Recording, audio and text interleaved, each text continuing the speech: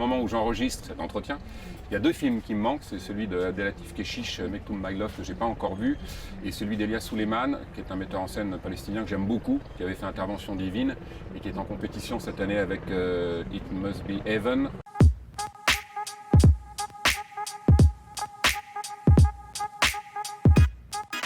Mon coup de cœur cette année, si je dois en avoir un, c'est pour La Belle Époque, de Nicolas Bedos. C'est un film qui m'a énormément touché.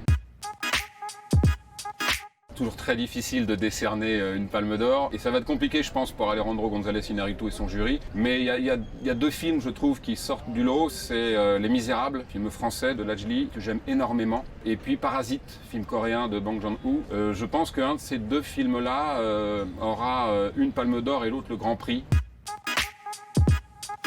Prix d'interprétation masculine, personnellement je le donnerais à Antonio Banderas pour le film de Pedro Almodovar, à la fois tout en retenue, tout en émotion. C'est le double d'Almodovar, sans aucun doute, dans ce film.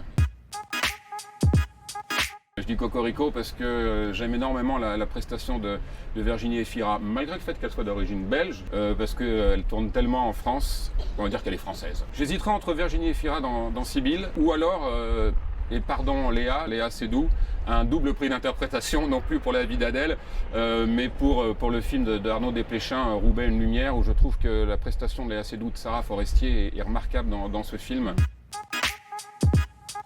Prix de la mise en scène, comme les films étaient de qualité cette année, c'est vraiment un prix là aussi qui va être très dur à remettre, mais bon, s'il faut en sortir un, Terrence Malick.